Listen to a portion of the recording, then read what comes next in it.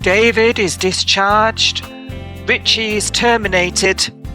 Harper is serenaded. And Sonny is, well, busted.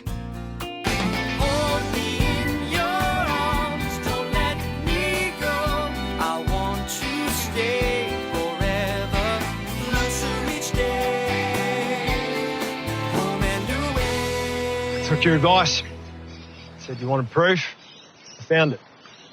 Broke into my place? Hey, Well, no, Sonny, you had no right. Hey, I'm worried about you. What are they? Are they steroids? Okay, where'd you get them from? I'm guessing they're not prescription.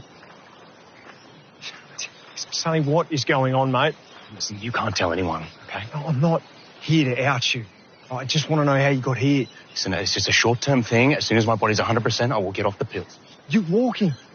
You're off the crutches. What more do you want? I will get off the pills when I'm ready, okay? Hey, you're not that stupid. Excuse me? You are either lying to yourself or you're lying to me. Just forget it, Remy. All right, forget you found them. Forget what you've been... Sonny, mate, hey, look at me. This stuff is going to mess you up. It already has. Oh, just I leave don't it, recognise you, mate. I'm not going to leave it and watch it mess you up. Oh, okay, it's all right when you're popping party drugs then. I'm supposed to keep quiet. Talk about hypocritical. Sonny, that is why you should be listening to me. Okay, I've been through this. I know where it goes. This is completely different, all right? I am doing this to try and heal from an accident, all right? What did you do it for, huh? To finish an album? Sonny, no. Oh, yeah, sorry, and to cheat on your girlfriend, I forgot. Fine. You can attack me all you want. You can justify it all you want. But the bottom line is, there is never a good reason to take this. Now go to hell, Remy!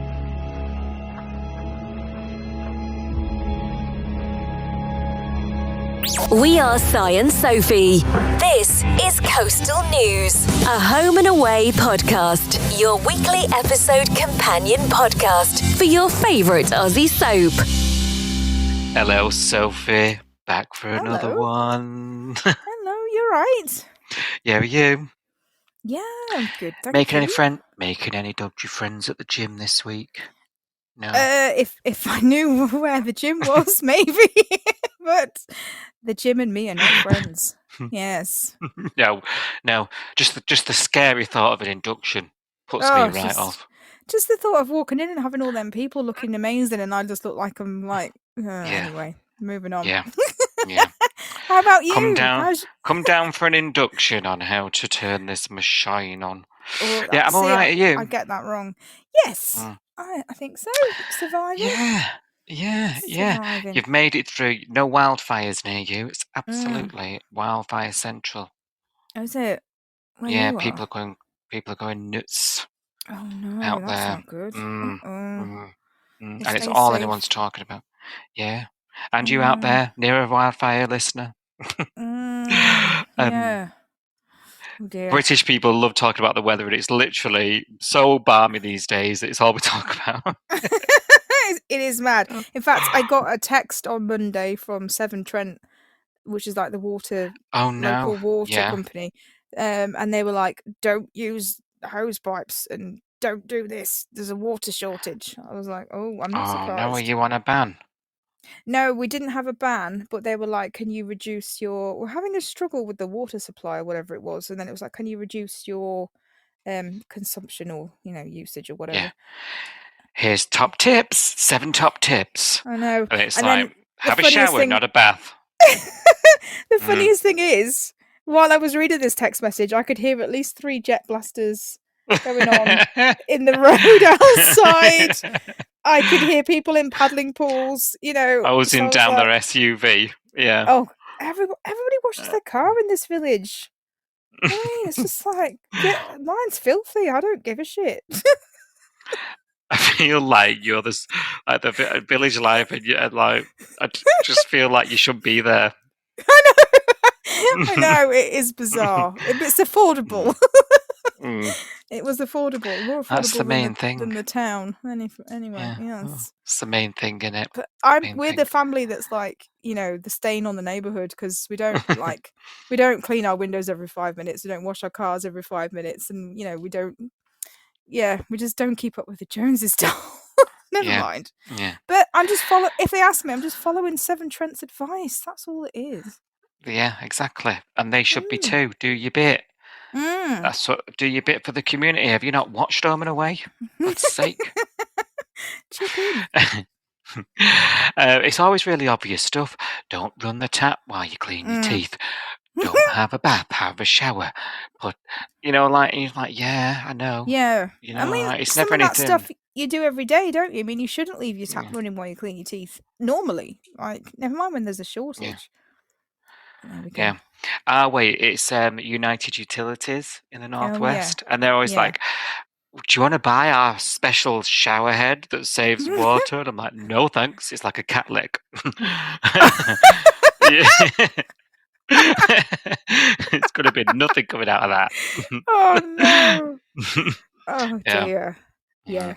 We're not daft. We're not daft. And they're like, we've fixed 3 leaks this week. You're like, the whole Northwest. Okay. Well done, doll. Don't exert yourself. How was Home and Away for you this week? Up and down, I think. A bit, wasn't it? I'm struggling with the timeline. I'm struggling with what day is when and what's happened and how many days it's been that Harper's been shagging around. I'm struggling a bit, and I don't know. Like, it's not the worst stuff happening at the moment. It's like I'm not hating anything, but I'm just not. There's nothing that's really firing me up, I think, is the problem. Yeah. Like, we've not got anything that really excites me at the moment. That you're getting behind. Yeah, I get that. And when we're off the back of a shooting as well, it's a bit strange, isn't it? Like, what's happening now? Like, we're just braced. It's a bit weird. I feel, I know what you're trying to, I know the feeling you're trying to describe, basically. Yeah. Are you feeling the same? I am, and I think, I absolutely love that, like, Sarge is, like, on his arse. And we've not really been too thrilled about the Sonny storyline, and I think that is been a massive chunk of the week. And I think when it falls like that, and it's something that you really don't want to happen, you start to get a little bit disconnected to it, don't you? But we'll come on to it, I am sure. When we get to it, I don't know if listeners are aware, because we didn't really talk too much about it recently, but we have completed 5 full years, level 5 done, midway through level 6, aren't we now? Blimey. Wow. And we released some extra episodes on our sister podcast, Coastal News Investigates. Link in the show notes of this and every episode. Go over there and have a listen. We interviewed Renee Broom, who is script editor on Home and Away. Really, really interesting sort of chat with her that we had. Nice and fun. She's great, isn't she? One of our favourites. Thank you, Renee, for doing that. And go over and enjoy it. If you haven't done so already, click through. Lots of great feedback already on that, haven't we? Yeah, everyone's loving that. I thought they would. I was excited about that when we had it in the bag, and I was like, oh, they're all going to love this. Yes. Yeah, really good. And we're hoping to bring you more of that sort of behind the scenes chit chat, because you guys really love it. So keep following the sister podcast. We've got other stuff on there already if you haven't seen it. We interviewed Ryan Bown, who plays Sonny. We interviewed Dana. There's a few things on there, isn't there? We interviewed editor Marty. So and also there's a good old sort of year in review from yourself and I, our annual lowdown hoedown is on there as well. Go check it out when you've got a chance. Of course, we're here every week, as always, dissecting the storylines as they go. So, Sophie, do you want to talk about this week's Home and Away? Oh, go on then. I'm here now, and I so took my coat off. You might as well. Right, David Sarge is bored out of his skull in that hospital bed, isn't he? Absolutely bored. He's wanting to work. He's that bored, and I just cannot get on board with this. I was like, I really can't, sympathise with this character right now, because who on earth would want to work that much? Because I just can't get on board. Chameleon is laying down the law, isn't she? She's like, listen, If you're only going on when I say this flirting. We spoke about this, didn't we? Like, she loves a flirt, but this, I felt like this was a little bit more prominent, a little bit more on the nose this week between these two. And definitely. there's been lots of scenes with the girls, and she's calling them the girls, and she's sort of leading them, isn't she, and sort of telling them what to do, Lacey and Joe, that is. So I'm feeling like it's heading in that direction even more now. Are you? Yeah, I don't think she's even that subtle about it. I think she's quite blatant, especially the whole "here's my number" thing. Mm-hmm. Oh, If you need anything. She even put a book down to reply to a text immediately. Who does that? And then she smiled at her phone. When you smile at your phone, you're gone. You know what I mean? Like, if you get a text from someone and you smile at your phone like that, and there's feels there. You know what I mean? Mm-hmm. Yeah. I think even with Lacey and Joe, it worked as well. Like, she was breaking them up when they were arguing. Automatically it was believable to me that was, she was stepmom and they were a family, and that was one of those scenes. Yeah, it is believable. I'm not hating it. Like, it's super fast because, he was brought in unconscious, and she seems to have like developed this thing for him, and he's barely really spoken to her. And it's only really been when he's opened up to her about his trauma, about because he wanted to go home, and she was like, I don't know. And she sent the girls away, didn't she? Because they were arguing. Joe wants him to come home. Joe wants to look after him. Lacey's like, no, he can stay in hospital and have the professionals look after him. We don't need that responsibility. So she kicks him out, doesn't she? And then she's like, right, tell me what's going on. Tell me what's in your brain. And it's only then, I think, when she really starts to sort of fall for him, because he's telling her all these really vulnerable things about his wife and about Joe being in hospital, and there's like that those kind of things, they do form a bond between people quite quickly, I think. Yeah, of course they do. It speeds things up, doesn't it? It's stuff that you would learn over a longer period of time, and in this heightened situation, it sort of fast tracks your relationship, really, doesn't it? Absolutely. It's like that's the same happens with trauma bonding, doesn't it? When two people go through something awful. That's like Holden and Lacey. So Holden was like doing that with Lacey, wasn't he? Because he was like, oh, you've been through the same crash as me and you feel the same as me. And she was like, no. But normally it's two people feeling the same way, isn't it? Like, they both go through something awful, and then it pulls them closer because no one else understands what they went through and that kind of thing. I don't feel like, I mean, she hasn't said anything so far, but I don't feel like her back history is something traumatic, and that's why she's kind of like, oh, me too, and I know how you feel. I think she's just being very empathetic, and that's how I'm reading it so far. Yeah, same, actually. And I think, obviously, the way this goes, especially if she's sticking around, we'll peel those layers back, won't we, as we go? But I am intrigued, actually, to learn a bit more about her. What's her story? Why are we only learning about her now? Like, where's she been? Like, what is her backstory, really? So yeah, completely. I am like, I mean, I want to know, Yeah. But it fits really well. Now, on the backdrop of this, we've got Justin. Can we talk about Justin? Because he seems to have taken all this on. And I felt like this was a little bit out of nowhere, because we already knew that there was a crime spree. We didn't stop. It's all we were talking about for like 3 weeks, this crime spree. It wasn't just him. Obviously, it happened because Bresniak was a bit of a nutter. But I'm wondering, sometimes I forget that we might know more than the characters do. Do you know what I mean? And it's difficult to get your head around it. So I was a bit like, well, pull your neck in a bit, Justin. This is nothing to do with you, really. I didn't really join the dots between it being his van that was stolen, him feeling a bit stupid from it, and feeling responsible on the back of it. Did you?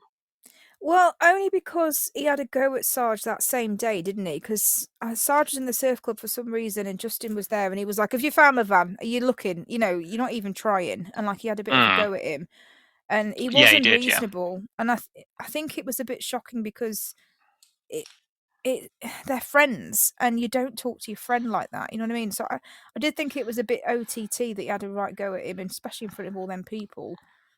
it wasn't very nice. I don't think it was very Justin either, which is probably why he feels so bad, because I don't think he is like that. I think he just got frustrated and took it out on Dave. But then obviously that same day, Dave finds the van, but he gets shot in the meantime. And you're right. I think it's the same with the Bresniak thing. It's like, it feels like, well, it's not your fault. It's obviously this guy and he's off his head. But Justin doesn't know that this guy is bad. He doesn't know that he's obsessed with guns. He doesn't know why it happened and all the sort of context around it. He's just gone, I yelled at Dave. Dave found my van, and in the process of finding it, he got shot, and that's my fault because I kicked off. It doesn't make sense, but it's just guilt, isn't it? I think he feels guilty for yelling at him more than, you know what I mean? I think that's the bit that he feels guilty about, because he yelled at him and wasn't a very nice friend to him. Then, okay, I get that, and I can see that when you say it. But then I'm like, well, this seems like a massive overreaction. Then it is, as a result. Yeah.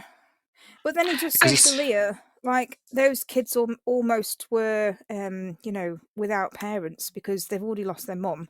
They could have lost their dad, and he knows how that feels because he's orphaned because he lost his parents. So I think he's just being overly sensitive about the whole situation.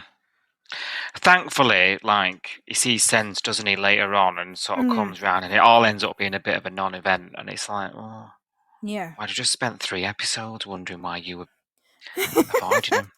Bring me some cake from the diner, you galah. Come on. That's all he cares about. And we do know that they have a friendship. That's the thing but sometimes, this happens, doesn't it? Where you're like, what? I didn't even know they were friends. And we sit on here, don't we, on the Saturday, and we're like, God, I didn't even know they had a scene together, let alone this. And now all of a sudden, but this isn't the case with these. We know these two have got rapport. We know these two are good. They've been to each other's barbecues, So, I just felt a bit like, I think you're being a bit over OTT with this, Justin, making it a bit about you. He took it to heart, I think. Yeah. Yeah. Turns out, now everybody's worried about Sarge's physical state, but actually we're all not thinking the big bad Sarge, strong, tough Sarge, seen it all, done it all, can do no wrong. Actually, he's struggling mentally. We've got flashbacks of Bresniak shooting us at the camera lens. You love a flashback. In the episode, in the in the recap, in the promo, you name it, I've seen Bresniak shooting me all the time this week. Are you having flashbacks of it now? Yes. You're nodding off on the sofa and going, Sleepless nights. Stop! Sleepless nights, I tell you. He's avoiding sleep, isn't he, basically, because it looks like it's affected him in more ways than one. There's a really interesting line. I wonder if you picked up on it. Joe and Lacey were discussing it, weren't they, this week? He tells one that he slept, he tells the other he didn't, and they're trying to, because, this whole discharge situation, and they're trying to look after him at home. And Joe says, well, he's doing okay. Like, he's nothing wrong with him, or something to that effect. And I thought, you're all assuming because he's a fella and he's a sergeant at that he can't be affected in other ways than physically being shot at. Yeah. There's subtext here, isn't there? I think he's being very, like, outwardly, obviously we see that he's struggling, but to everyone else, he's being very chill about the fact that he almost died. And very chill about the fact that he got shot. And I don't think I would be as cool and calm and collected as he is. Yeah, if I just got shot. Yeah, I agree. Yeah, absolutely. In fact, I can tell you now, I'd be freaking out. And everyone would know about it.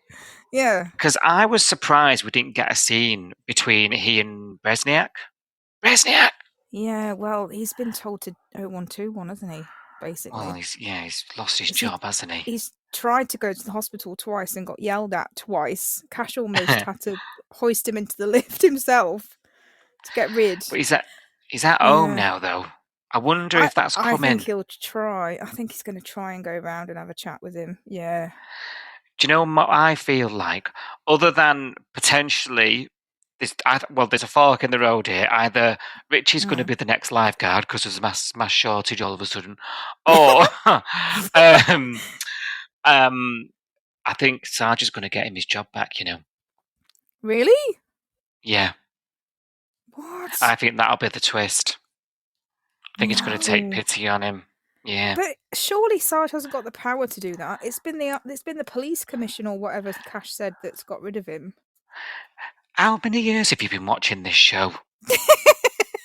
No, you're right. You're right. I'm being ridiculous. I'm taking a real life example. Yes, this is not real life. I remember. Oh yeah, needed that. I needed that reality check. Or at the very least, like, he's going to help him get accepted again. Back into the academy, back in the training. I don't know. Yeah. I kind of think that Richie is toast because he's lost his job. Oh, do you? Yeah, and like Abby was like, "Oh, should we try again?" And he was like, "Nah." And I was like, "Oh, he's going then. There's nothing to keep him now. He's got no job." I see what you mean. Yeah, I see your logic. And Abby said, "Oh, let's try again." He's got a green light off her, and I can't believe that she did that really, but she did. And he's dumped her again, like as she's saying to Marley. So I was like, what's he got to stick around for? Nothing. And even if he did go for the lifeguard thing, that's voluntary. So he's not going to get paid to do it. He needs a paid job to pay the bills. Yeah, that's true. Do you think... I feel a bit sorry for him. Should I not feel sorry? I feel sorry for him in so far as like his dream future, everything that he thought was going to happen has been ripped away, and that's not very nice. Like to have an idea of where your life's going to go and have that ripped away, and then he has to now work out what else, and he's probably never thought of an alternative. You know what I mean? But so I feel sorry for him that he's got to go through all of that, and he seems to be all alone. He doesn't seem to have any other friends or family or anybody that gives a crap about him, I'll be honest. But I can't help but think he had so many opportunities to turn himself around. Like he made so many mistakes leading up to this, and he didn't take any of the advice on board. He didn't listen to Cash. He was so preoccupied with, oh, Cash doesn't like me, without sort of thinking why, and maybe my behaviour needs to be looked at. Yeah, I think maturity is required, isn't it? Yeah. And it's a shame it's taken something so dramatic to. Yeah. But I think it might sort of help him mature a bit. And also, I don't think he is cut out for the job. So I think he needed to have a reality check, and as awful as it is, do something else, because I don't think, unless he does grow up quite quickly and what have you, I don't think he's got the right personality, the right attitude for the job. No, it's a prime example of sort of getting into the wrong role for the wrong reasons, and not being the right fit, and not really just getting a bit lost with your way. We've all come across those in our careers, haven't we? At one time or another, somebody in the wrong role that's not cut out for it. And at least he knows now. At least he's only early days, and he's got time to find something out. It's not like he's 30 and he's got to go, what am I going to do? I've got to start over. Yeah, I've got to say as well, and I don't know if it's like, me just nerding out and reading too much into it, because you and I, obviously, hands up, guilty of that. That's our job, though, spit in our defence. But the Abby sort of wanting him, being really taken, really knocked back by this, and then sort of her being like, right, let's get back together, let's do it. We've spoken, that need to be with somebody. She's gone from Marley straight to him. Do you know what I mean? Like that need to be with a fella, I think is really consistent with the character, and I wanted to mention it because it sort of goes back to her abandonment feelings and being estranged and her backstory, and I thought it was really good that writing was consistent with her. I think she's one of the best written ones we've got on the show right now. I think consistency-wise, she's one of the most consistent characters we've got. I don't necessarily agree with her actions all the time, but she is really true to the character I know as Abby. Yes, I agree, and I think the actress whose name's gone out of my head is really good at bringing that character to life as well. Like taking those words on paper and forming them into a person, and it's all the the sort of the physical acting that she does. It's not just what she says; it's how she says it. It's how she composes herself. It's she's got all of that as well. She gives a bit of an edge to that character, which I really like. Yeah, I agree. Yeah, she's really good. She's very physical in her performance, isn't she? Yeah. Hayley Pinto, that's it. It's just come to me. That's the one. Well done. Oh, blinking it. Takes our time these days. We've done hundreds of these episodes. It's getting slower as we go. Oh, dear. I know. It's bad. Now, Hero Marley. Did Marley win any points with Sophie this week? Doing his surf lesson, minding his own business, damsel in distress in the water. I was disappointed we had no underwater camera. Sorry. Yes, that's true. We used to have a good splashy, wavy camera, didn't we? Yeah. Yes, we did. Yeah. Yeah, at times of old. Yeah. Yeah. And I thought, well, we've been spoiled lately. We've had the bush camera back. We've got Bresniak shooting me at the first person. Let's have some underwater action with this drowning. Nope. Maybe there was no budget because blown all the budget, doll. Maybe that was it. Oh my God! I'll buy you a GoPro. Waterproof. Stick it on your tail, doll. Oh, dear. Love it. Buy us a coffee. Yeah. So he saves it, but he's fuming, isn't he? He's fuming. No lifeguards, no flags, nothing. What's John doing? He's wandering around. Apparently, there's no money, doll. This is interesting. Who's the secretary, I would say? Yes, this is very interesting. Who's the bursar? And where are they? And yeah. The gaping hole that we talk about all the time. Yeah. Rue. the missing in action Rue. Where is she? Yeah. And Ash, do you know there's potential for a story? Yeah, and I don't know if the show will do it, but she's the secretary. The other week when the burglary happened, was it the generator or something? Generator. She was like, "Oh, just pay the excess out of the current account." She was like, "We'll just have to pay it out of the current account." So suggesting that money wasn't an object, really. Oh, well, we'll pay the excess out of the current account, no problem. So now all of a sudden we can't even. Yeah, but is the current account was that an indicator of a problem because we don't have a savings account? We're taking it directly out of the pot of money that's paying for everything, all the overheads currently. There's no rainy day fund. Or is Rue Stewart got her hands in the till?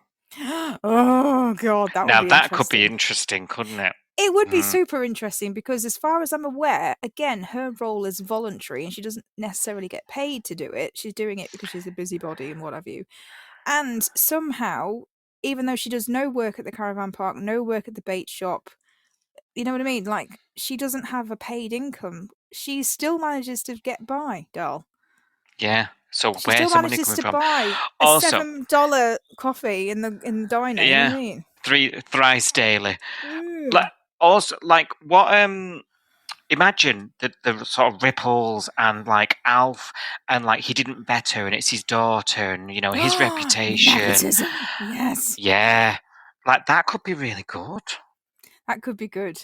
That's much better than what I was thinking. And what I was thinking was community projects to raise some funds.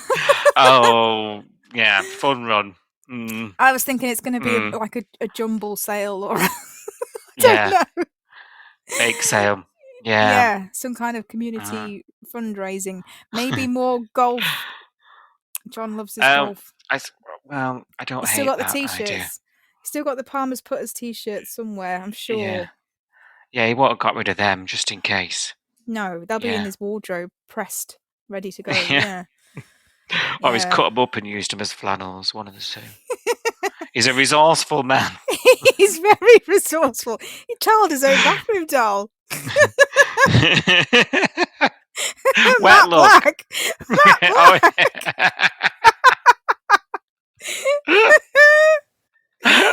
Oh, funny. What a character. I love him. But where is this bloody secretary? Yeah.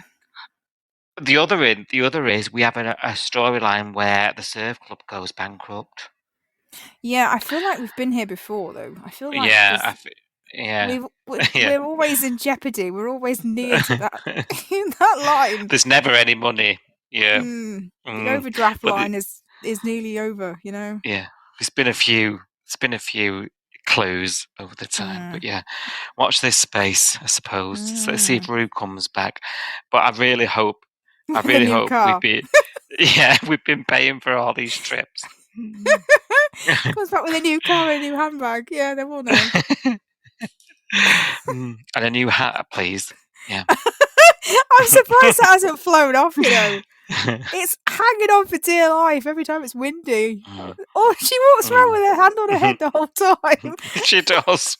I'm like, it's a good job she's got good armpits because they're always out. They're always on show. Oh dear. Oh gosh. Mine would not be good. Yes. You gone French? No, not that. I just think they're so pasty white because they never see the sun. They just blind everybody. I was thinking like gorilla. No, thankfully not. I just blind everybody within a 300-mile radius. This podcast was sponsored by IMAC. You too. Now a message from our sponsors. If they want to sponsor us, that'd be great. I'd love some freebies. IMAC, what you want if you pay it. Yeah. It's a constant chore. Come on. Freebies would help. Yes. Oh gosh. Cash, right, let's talk about your fave. Comes to see happy. Eden after his little visit from Remy at work, and tells her that he doesn't want this to end. I want to be with you. No matter what happens, it's me and you, he says. And they seem to be on the mend, don't they, at this point? To be honest, I'm a bit torn about this, Sophie. I'm a bit like, I'm relieved that they're not fighting because it honestly goes through me. I just can't do it. But then also I'm like, well, this is doomed to failure. Yeah. He wants something she doesn't, and he's suppressing that. And we've been here before, haven't we? Never ends well. So I'm a bit apprehensive. He then has this brainwave of fostering the F word, the F word, and without hesitance, she's like, yeah, I want the kids. I just don't want the pregnancy. So I can understand that. So that seems to be an avenue for them, which I'm not saying that I closed off on. It's nice to see an effort to keep that going, given the show's sort of legacy, shall we say, and the recent sort of ruse attempts at it. What do we think? Do we think they're going to go with this? Do we think, is it going to be tearaways? How good are they going to be? Are they the next Tom and Pip? All these sort of questions that we all get excited about with the F word. Where are you at with it? Well, before we start talking about the F word, I have a question. Oh, yeah. So, I don't know whether I'm just being thick, but I thought the whole point of this conversation between Cash and Eden was that she didn't want to fall pregnant and she didn't want to have her baby of her own. And I get that fostering is a answer to the bit about not having a baby of their own, but how does it fix the not getting pregnant bit? Because we were talking about tubes and vasectomies last week, and now we're just going to wing it. Now we're happy with the pill or whatever, or whatever she's doing. Because there was a very flippant comment, because obviously Abs was the one that said to her accidents happen, and it all started this whole thing. And this week she was like, well, what about the accident? She was like, oh, well, it's never happened before, so it's fine. Yeah, like I don't really buy that. Like the whole thing was that she was terrified of getting pregnant, and now she's like, oh, it doesn't matter if I get pregnant because we're gonna foster. And I'm like, I don't think I quite understand where we are. She's gonna get pregnant, isn't she? Well, if they're not going to have a long-term solution, then like Abby says, not every contraceptive is 100% effective. Unfortunately, it's just not the case. So I'm a bit confused. But anyway, that's my question. But fostering, I mean, wow, I don't know what to say about this. Is it back? Is it going to be a flash? Because obviously we've been here before recently, so I'm a bit kind of I don't know what the word is. I'm not that excited because we got everyone's hopes up with fostering with Rue, and obviously she had 2 rounds, one with Eliza the Devil Child and one with Cohen, who was absolutely perfect, angelic and lovely, and went off to live with his dad. So they were both flash in the pan. She doesn't seem to have, tried to foster anyone since then. It kind of went away, and nobody was complaining that I saw that, fostering has gone again. But now it's back again. Is it back? Is this just another flash in the pan thing? Do they do this? Because every now and again, people on Twitter go, bring back fostering. And they go, oh, God, give them a fostering storyline for like 8 weeks and then take it away again. Is it a tease? Yeah. Is it just a great big tease? Because let's be honest, if fostering is obviously a very temporary thing, or at least it's supposed to be. So we could have Cash and Eden be temporary foster carers for, every Tom, Dick and Harry that needs one. And, they come in and have 8 week storyline and then they're gone again. Do I think it's going to be a foster kid for years on the show? No, probably not. I don't know. What do you think? I don't know. I feel like it fits Cash in that, given how he was brought up. I feel like, and I can understand, and it will be a bit like giving back, wouldn't it? Like he was taken in by Gary.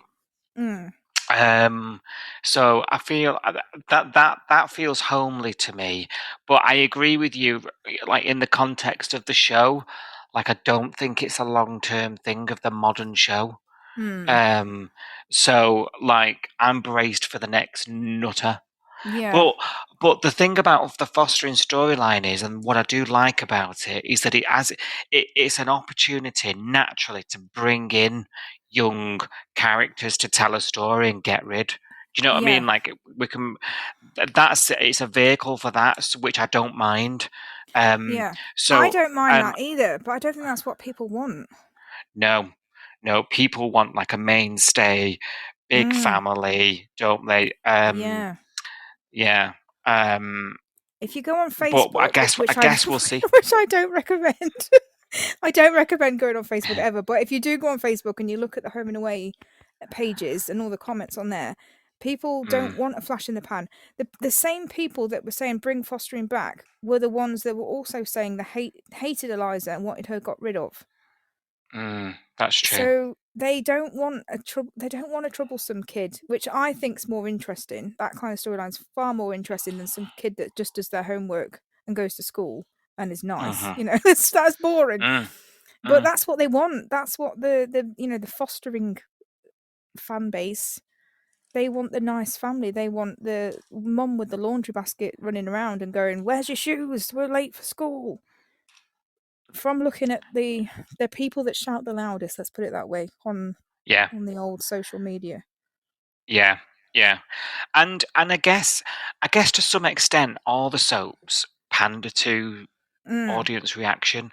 And I use the word pander. Panda's it's probably a negative connotation, isn't it? But I guess you have to listen to your audience a bit, because that's all you've got. Like without the audience you've not got a show, have you? So you have to listen to them. But I think sometimes the audience can be very reactive. They can say one thing, mean another, say another thing another day. Like it's such a difficult thing to try and make everybody happy. You're never going to do it, are you? But I think if any of the characters on the current show, bar Rue, are going to do this, I think these are the right people to do it. Do I realistically see it happening? Probably not.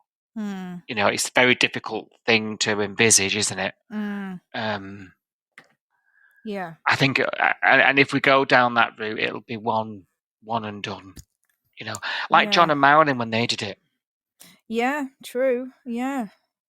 Everyone's give it a whirl at some point, aren't they, at this rate? Yeah. Do it once and then go, for God, that's over. Yeah. Like anal. The only contraception Eden needs.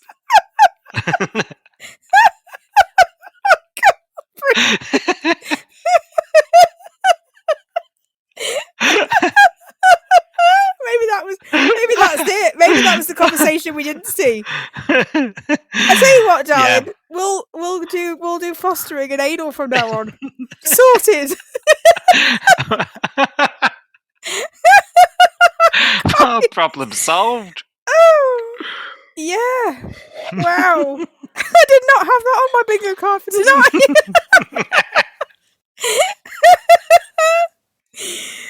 Oh dear! I'm just glad I didn't spill any wine when you said that. Sorry. Whew. Sorry. It came Sorry, close. but everyone's thinking it. Surely. Well, I wasn't. But I will be from now on. Oh, dear. This makes me miss Irene's back door. This kind of conversation.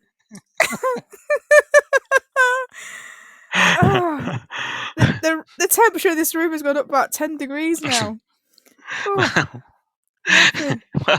Well, Irene stopped having kids somehow. So. She knows all about the back door. Oh dear. Deary me. Someone else who could do with a backdoor lesson is Harper. Well, she might have had one this week. She said that they did all sorts of things. Okay. She's very happy right now, isn't she? Back from a dirty time with Beau. And Dana wants all the gory details, doesn't she? And suggests that as Harper, who doesn't want to come on too strong, Harper, does she? But suggests that they all go on a double date. And of course, this is Sonny's worst nightmare because he's trying to separate the two. He's spinning out because it's his dealer and his personal life that he's trying to keep separate. And he's losing his grip on it, isn't he, this week? He really, really is. And his temper. Now, obviously, you mentioned this a couple of weeks back now. It's sort of escalated, hasn't it, gradually over the last couple of weeks. But I think it's quite clear now that Sonny's reaction to being on these steroids are that he's losing his temper, he's becoming erratic, he's snappy. Actually, it escalated to violence this week. And it's fair to say, isn't it, that is a direct result of what he's doing. And he's not going to be able to keep a lid on it with his behaviour at this point. So he's not too happy about this. And he's the one that's raising the most suspicion. As we've been saying throughout, Beau's pretty chill. He's not going to do anything. He's clearly not involved. He's just selling, he's just pushing them, isn't he? I'm gutted that it just didn't turn into a pyramid scheme thing. But because that was my prediction, wasn't it? But he did say he does owe him now. Yeah, he's had a freebie. So he owes. What's the favour? If it's not going to be cash because he doesn't have any and he's now binned Remy off, what's the favour going to be that he pulls in for this? There's a debt now, isn't there? Yeah. Which I think things are about to get interesting, and I'm sticking to my guns. Yeah. Don't write it off yet. Yeah. Yeah. Now, Beau goes to speak to him, and he's like, look, find another dealer if you're going to be like this, basically. He's getting more aggy. Remy tries to talk to him, and he punches him, doesn't he? And Remy clocks it from the off. Good on Remy, I say, this week. Clocks it, confronts him right away, doesn't he? I know, you on drugs, what you taking? Finds the pills in no time, and sort of confronts him with it. And for some reason, and this is where the whole thing, for me, becomes really, really like gritted teeth now, is that he manages to convince Dana, who isn't an idiot, that he bought them but didn't take them. And he's managed to sort of lie to her face. And it's such a serious lie at this point, given Dana's story and history, that I feel like we're looking at something that there's no coming back from now. Yeah. I feel like if he fessed up at that point and said, I'm struggling and I made a mistake, I feel like she might have helped him. But now he's lied to her face when she's outright said, I want the truth. I feel like, to me, I felt like a line was being drawn in the sand, and I'm really nervous. It's not good, is it? I mean, the trust will be broken, and I don't know whether that can ever be repaired. When she finds out it was a lie, I don't know whether that can ever be, because the whole thing with her mum wasn't that long ago, and the whole point of that, and the reason why she can't give her mum a second chance, was the trust is gone. You know, her mum did all this stuff and she can't trust her, and she doesn't know when she's lying, she doesn't know which way is up. And I think that's going to be, unfortunately, the same for these two, because he is a world-class liar. Like, he looked her in the eyes and he managed to absolutely bullshit his way through the whole thing of, I bought them on a bad day, and then I knew immediately that I was doing the wrong thing and I felt guilty and I didn't use them and blah, blah, blah. And I was like, oh my God, he is like such a good liar, because he's not even, I was watching him for tells, you know, like some people when they lie, like they rub their nose, or they don't look you in the eye, or, you know, they do something with their body, but he was sat still facing her, looking her in the eye and saying, no, this is what happened. The only thing, I don't know about you, I had a chat with some people on the tweet along on Friday's episode when this was going out, when he was lying, and I said, I can't work out whether Dana is falling for this, buying every minute of it, or whether she so desperately wants to believe it's true. But her gut, because there was a scene when they're in the bedroom and she's off a night shift and she's going to bed, and he's saying, I'm going to go to the gym, and she looks at him, and I was like, her gut is telling her that he's lying, but her heart is saying, I love him and I want to trust him. And I feel like there was a battle going on when I was watching. I was like, she's not fully buying this. I don't think. Did you think the same? I know what scene you're talking about, and he stands up, doesn't he, and starts getting ready for the gym, and she's like, I'm just gonna have a nap, and then we're gonna spend the day together, and then we'll go out. And I'm like, I feel like in that moment she was like, could it be? It was like a momentary, like, you know, but I feel like then she's told herself, no, he wouldn't lie to you. So, you know, check yourself, girl. Her gut is telling her one thing, and I think her heart is going, no, we love him. He wouldn't lie. Yeah. I feel like she's listening to the heart more, though, at the moment. Yeah, she is. Yeah, her head probably does know it deep down, but I feel like, she's listening to that bit more because she's probably in denial. Yeah. She wants to believe him. You'd want to, wouldn't you? Yeah. If it's your partner and you love them, and they've told you all this, and you want to believe them, because you don't want to believe that they're a liar, especially not with her back history. This is why it's so disgusting that what he's doing is he knows that she's an addict. He knows that her parents were. He knows all of this, and he's still lying to her. And I think that's the thing that's irrevocable, whatever the word is, not able to be fixed. Yeah. Because that just the trust is so shattered at this point, I think. And I'm actually really annoyed. I'm actually really annoyed about it. I'm really disappointed in him, to be honest. Like, I'm so frustrated with him, because these are such a favourite couple. You know, like, I just cannot get over this. No. Can't get over it. And how can we have Dana miserable again? You know, she's been through so much stuff, and she finally got, like, a decent fella. She was happy, you know what I mean? And now it's all going to be broken. Oh, there's just so much that's happened. Like, if you look at it, like, if you put two and two together, when she's like lying there on the bed when he's gone, you're going to be thinking it all through, aren't you? I wouldn't be able to sleep after that conversation. I'd be thinking it all through, and I'd be thinking, so the living room got trashed because a bird came in, right? There's a guy at the gym that he's bought these drugs from, and there's this guy that he met at the gym called Bo, who now he can't stand being in the same room as. And he's not good enough to date Harper for some reason, even though, you know, 5 minutes ago they were best buddies. But as soon as this guy's, you know, sniffing around Harper, this guy's, you know, no good, you know, sleazebag, got a girlfriend, all these things that he was saying to try and keep them apart. I'd be thinking of that. I'd be thinking this. So the guy at the gym sold him the drugs, and yet he met this other guy at the gym that now he can't stand. That's too obvious. Yeah. Bit of a quinky-dink, isn't it? It is. For me, I'd be like, Yeah. Yeah, I'd be the same. It would raise suspicion, but like you say, I think she's blinded by that deep wanting to believe it.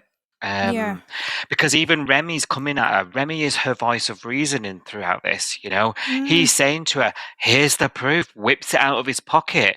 I confronted him. He said this to me. He said that to you. Come on, you know he's lying. You've seen the signs. You've been there.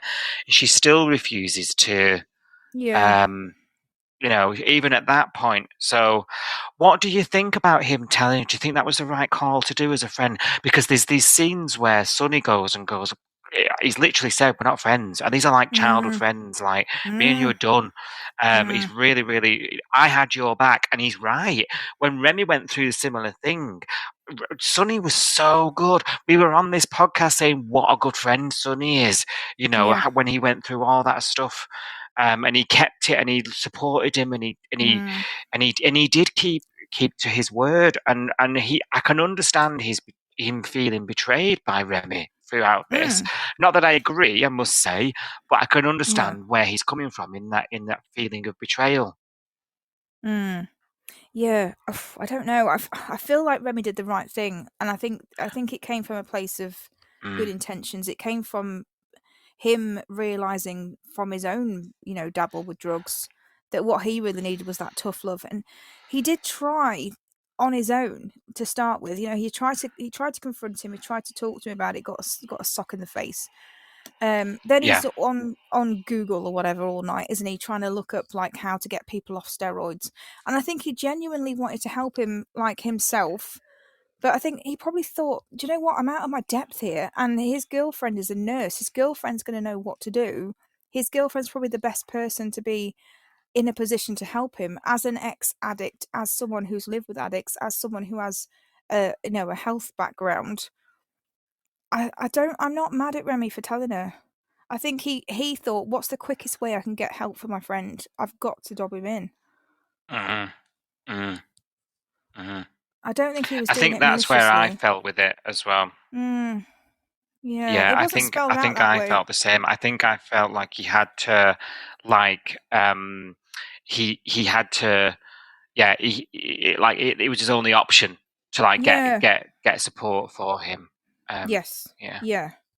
I think the only thing that's not come up yet, and I don't know if it will come up next week, is obviously there's been these other lies that Sonny's told, which if Dana and Remy put their heads together, they could unravel as well. So obviously Sonny's gone to Remy and asked for money, and he's like, oh, I'm broke because, you know, I don't have a job at the moment, and blah, blah, blah. And now Remy should be putting 2 and 2 together and going, my money bought these drugs. This is where he spent it. This is what he spent it on.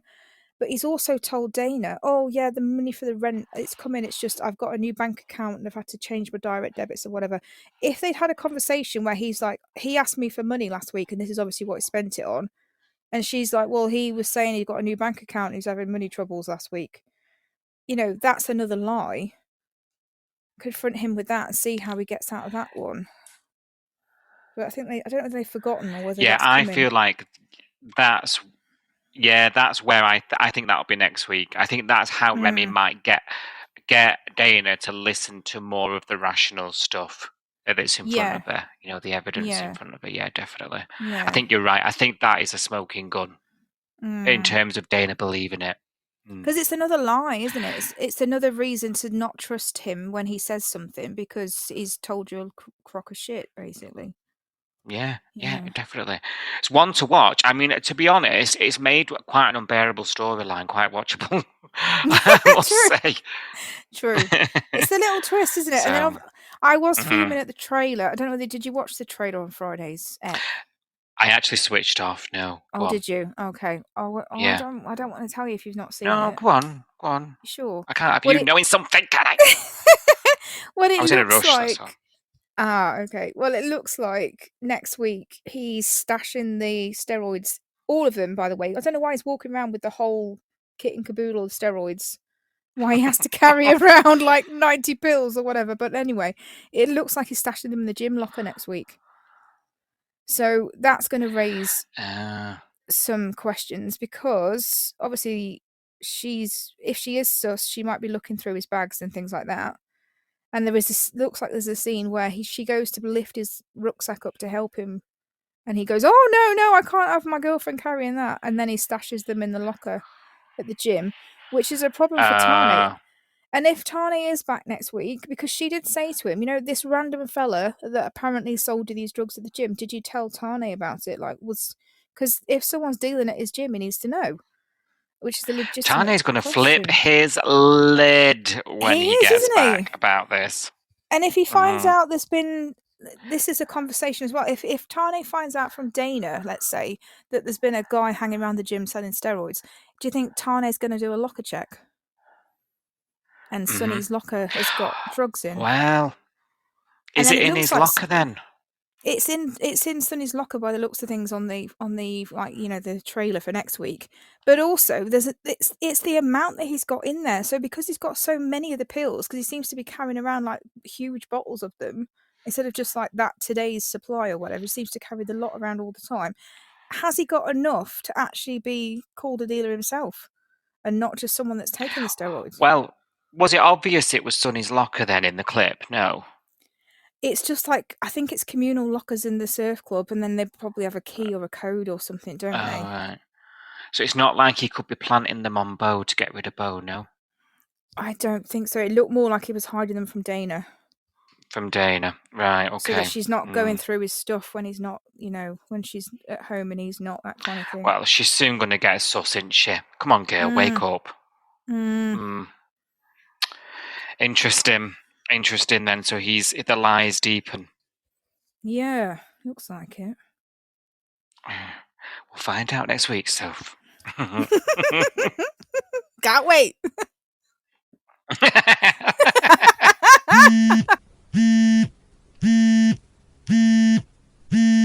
Right, Si, it's time for your say on the bay. My say on the bay.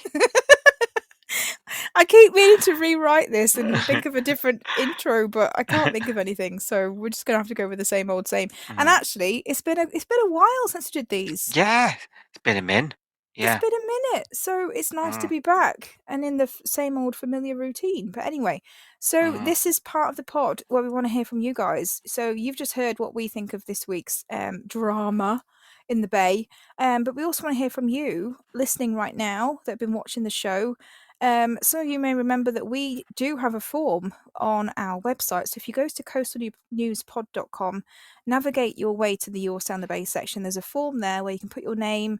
There's a lovely big box where you can type all your thoughts about what's happened on Home and Away this week. And then those will get magically pinged to us via the interwebs. And we will read them out on this section of the podcast, hopefully. So just a quick reminder before I do that, because we have had a form this week from somebody. But we are also on social media. So search for us. We are Coastal News Podcast. We are at Coastal News Pod. We're on Facebook, Instagram, Threads, YouTube, Twitter, Blue Sky, all the things that I've just mentioned, and probably more that I've forgotten. We also tweet along live. So we watch the show 6:30 till 7 p.m. Monday to Friday. And what we like to do between that half an hour of time is jump on X, formerly known as Twitter, using the Home and Away UK hashtag. And we like to talk about what's happening on the show as it's sort of unfolding in front of our eyes, and talk to people that are online at the same time. And it's a really nice little community. So if you are around watching the show at 6:30 every day and you want to have a chat with people, jump on X, on Twitter, and use the Home and Away hashtag, Home and Away UK hashtag, sorry, and tell us your thoughts. It's a nice little community to get involved with. Yeah. Get involved. We've had a few newbie names actually recently, so it's been nice to see some new people. We are a nice bunch. We do welcome you into the community if you want to join. Yes. We have had a form though. So we've been off for a couple of weeks because as we explained last week, we've had some scheduling issues where we've had to do some like jiggery pokery to actually get these podcast eps recorded. Don't know how we managed it, but we did manage it somehow. So we had to shut the form off for a few weeks, but it's back, and we have had a little bit of interaction, which we like. We do. I would love a little bit of interaction. little bit of conversation, a little bit of interaction. There we go. Makes you your mate. Now, Si, talking of songs, you do like to sing. And you sing to me. You sing to me quite a lot on the podcast and off the podcast. Voice notes, I have them. I've got the receipt style. So the first form that I'm going to read out is from John Bon Langham. Is he halfway there? He's halfway there, and I want you to sing this for me. So I'm gonna read you out his comment, and then I need you to sing it back to me. Oh, so, bloody hell! Ready? Shot in the gut, and you're to blame. Richie, you give cops a bad name. Shot in the gut, and you're to blame. Richie, give cops a bad name. Bad name. Perfect. That is perfect. That's hilarious. I don't think it's. Do we know who that actually is? I don't think it's John Bon Langham. I think it's Sam. I'm pretty sure it's Sam, but there we go. Yes. Thank you for that, Sam. Oh, do you know what? I love a bit of John Bon. A little bit John Bon Jovi. I do, partial. Yeah, I don't like how he treated our Carrie.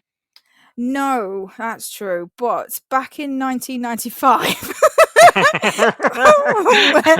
when I was just a young girl. When I was a wee girl. When I was a young girl, and I was, I think 1995, I was in senior school, but only just.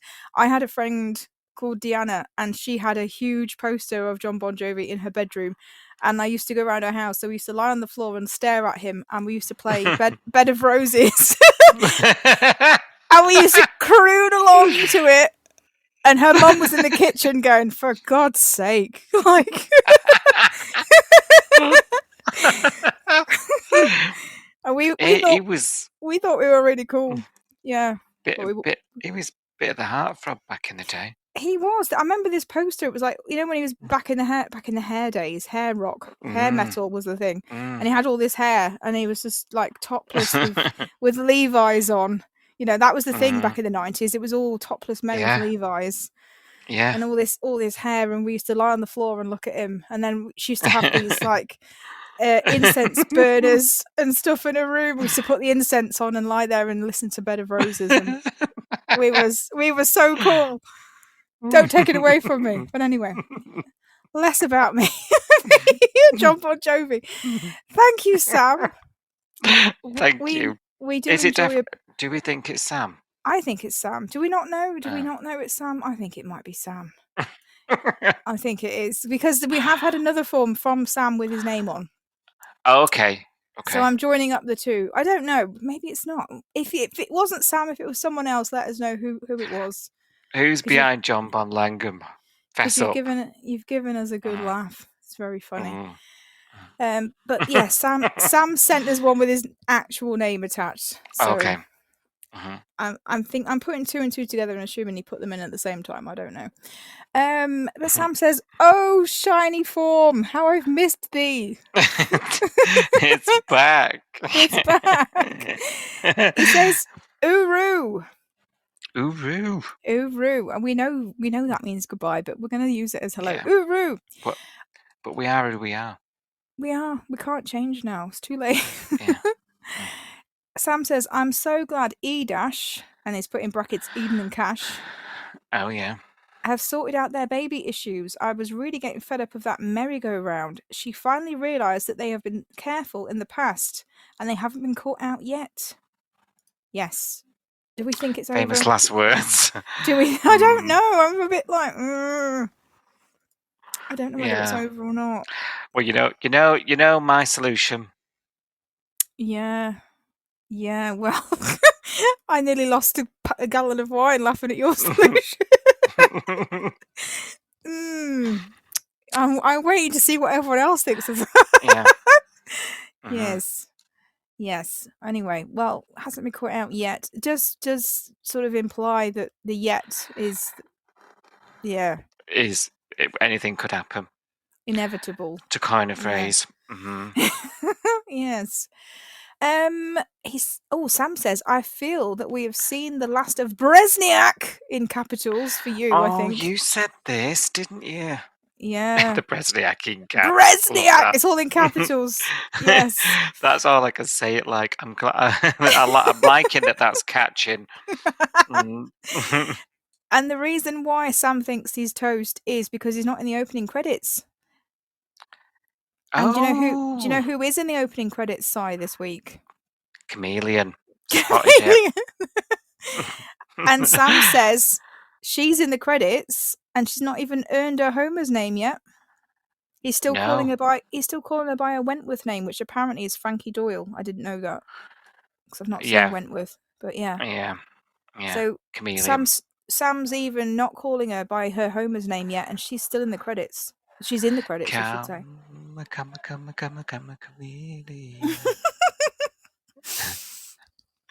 I do wonder whether your phone knows something that we don't. Oh, there we go. Mm-hmm. I'm like, what's her secret? Who is she really? Anyway, yes. He's got a complaint about Marley, which I want your advice on, your input on. Oh, I am complaints advisor to Marley, so here we go. Here we go. You ready? Yep. Where does Marley get off saying he's not good enough for you to the girl that obviously wasn't good enough for him? True. Can't argue with that, actually. He did sort of dump Abigail. He was a bit out of order for that. I think he was trying to, be a friend to her. But there is some truth in that because, he was god-awful to her. So, yeah. Yeah. I did wonder why he's suddenly sniffing around her now that she's all heartbroken, and I was like, God, don't go there. Right? He never even did this when they were together. No, I know. But now she's all like, oh, heartbroken. He's vulnerable. He's there. Yeah, anybody else, I'd say that's a bit icky, but I don't think he's got that in him. It just makes me feel a bit uncomfortable. I think he's the only person in Summer Bay right now who's got anybody else's back. Actually, if I'm gonna die on this hill, I might as well go whole hog. I have to give him some points for this week because obviously he did step in with that woman that was drowning and what have you. If it wasn't for him stepping up and going and rescuing her, she would have probably drowned. There was nobody else there. Nobody else was volunteering. So I do have to give him his dues for that. But I still find his attitude difficult because he kind of threw her on the beach and was like, oh, where's the lifeguards? And didn't even he just left Chameleon, as you're calling her, he just left her to deal with it. He didn't even ask her if she was okay or he just ran off in a mood. And I was like, oh, you could have made that so much better if you just had been a bit more attentive to the woman instead of just chucking her down and then running off. But he just looked really annoyed that he looked really inconvenienced and really annoyed that he had to save her. And I was like, but if you'd just done that in a nicer way, I would have given you more of, kudos or whatever. Yeah, we might have to agree to disagree. He pulled her out of the water. He saved her life. He did. But what more do you want, sister? But then he ruined it by being a bit of a douchebag at the end. I think he was fine. He was sort of coiled up, wasn't he? Like a spring. He was so angry about justice. I get it. But in the moment, the first thing he should have done was just check that she was okay and that she could breathe. That. Okay. Yeah, I hear that. Yeah, just sneezing in mouth to mouth, that kind of thing. Mm-hmm. Yeah, which she may have needed. I don't know, but yeah. But Sam says, "Leave her alone." Talking about his ex, Abby. Leave her alone.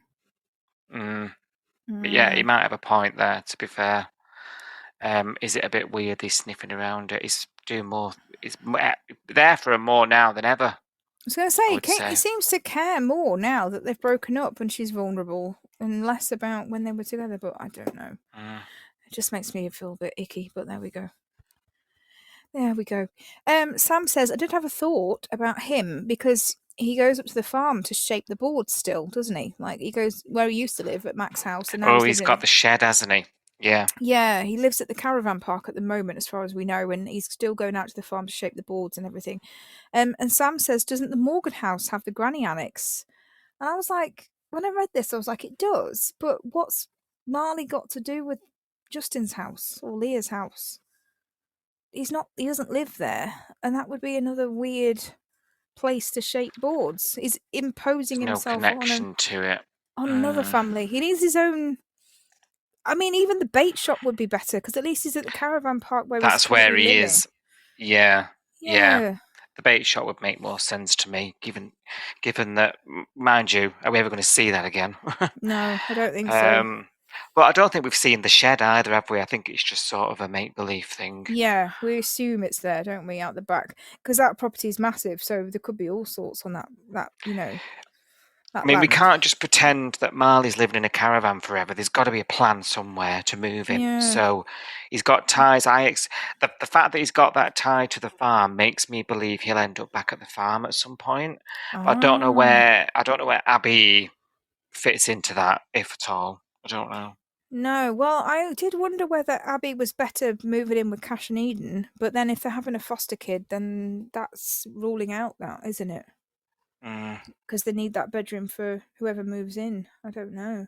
That's true. Yeah. But then maybe Abby's got a boyfriend on the horizon that we don't know about, and maybe she ends up with him. I don't know. And some of these houses just spawn bedrooms, don't they? When they do. Needed. They do. So. It's like Coronation Street. They live in like a teeny tiny, 2 up, 2 down, but they've got 10 kids, and it's like, where do they all sleep?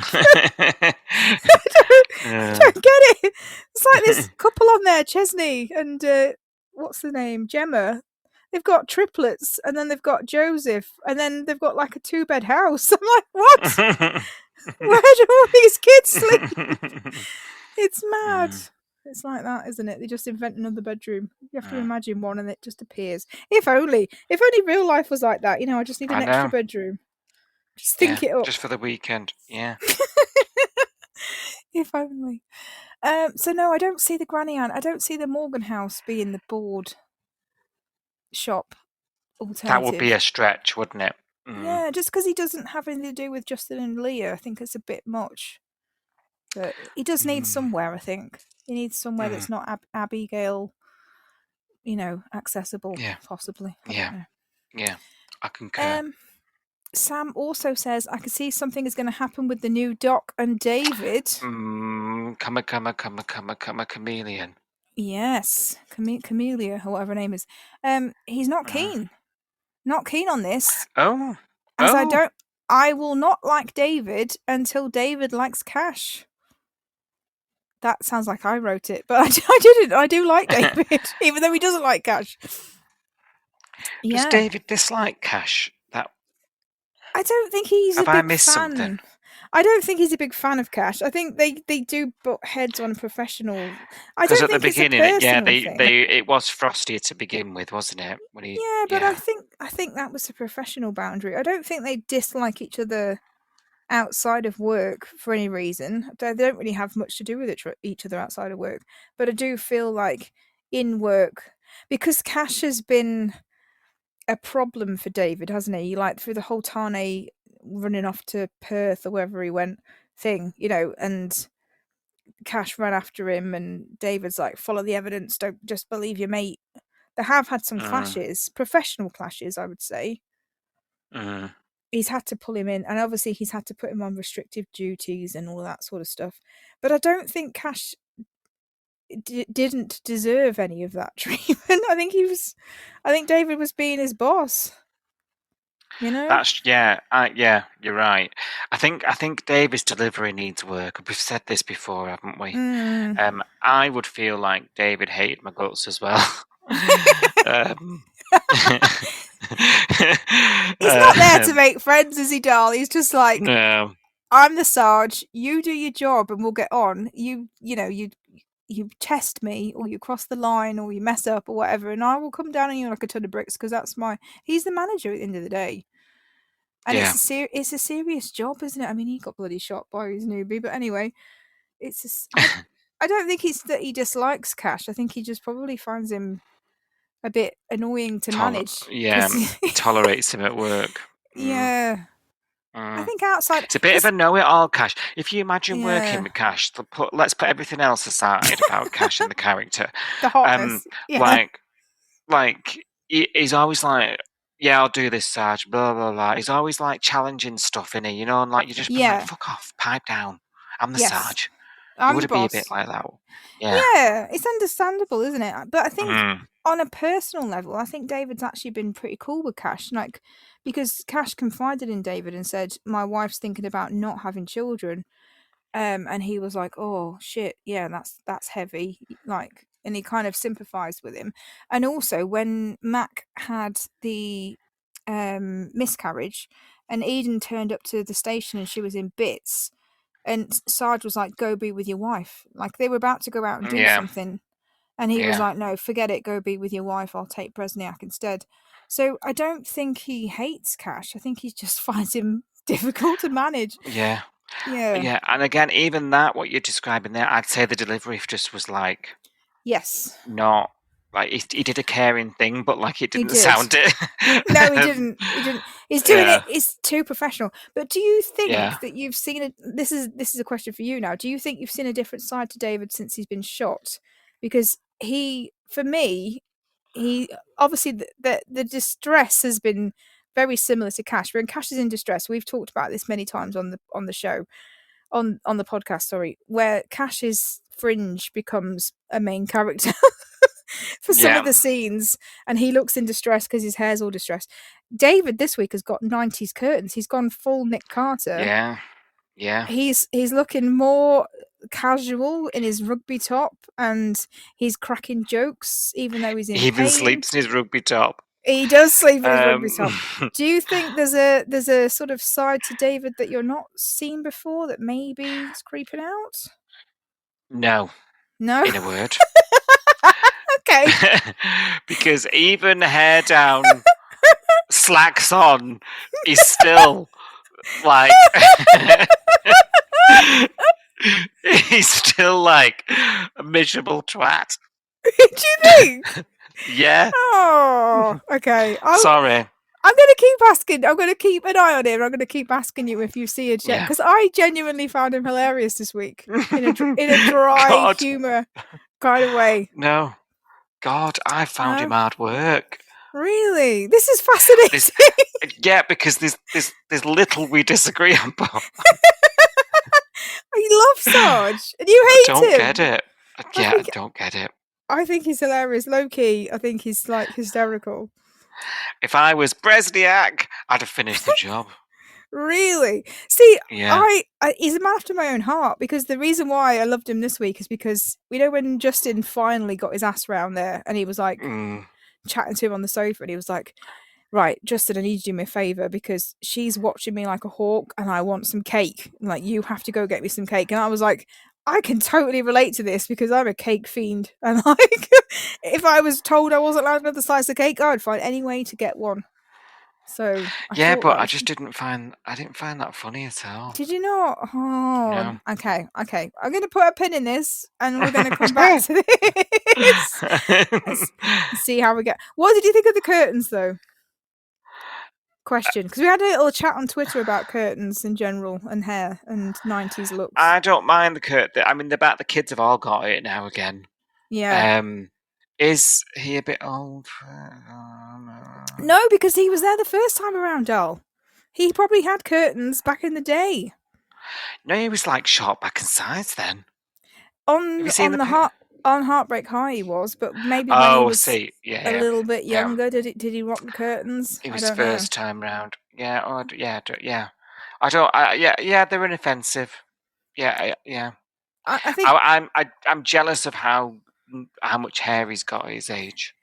Actually, Mr. David said that on the tweet along, that he was jealous of Sarge's hair. He does have a good head of hair for a gentleman of his age. Yeah, mine's he's only 10 years older than me, so I don't feel like I could slag him off for being an old man, because he's not that much older than me, but he has got good hair. He has. Yeah, he has. And I say bring back the curtains, because I was a big fan. Yeah. We all had him. The bowl cut. Yeah, well, not the bowl cut so much, but the old David Beckham, Nick Carter curtains. Yeah. I was a fan of back in the day. I want candy. We had a lot of songs today. Let's stop it. I've been spoiled. I love it when you sing to me. It's great. It's great. But that was the last line from Sam. So he's not gonna forgive David or like David until David likes Cash. Or Marley, by the sounds of it. Or Marley. So yeah. Got work to do, Sam. But anyway, thank you, Sam. Thanks for getting in touch. Thank you. Literally, without your input, and John Bon. Yes, John Bon Langham. Without your input, there would have been no You'll Sound the Bass. So thank you for filling the form in, as always. And hopefully some more of you will get in touch and we'll have some more to read out next week. Please take the time to like, subscribe, and review Coastal News wherever you source your podcasts and ensure you never miss an episode.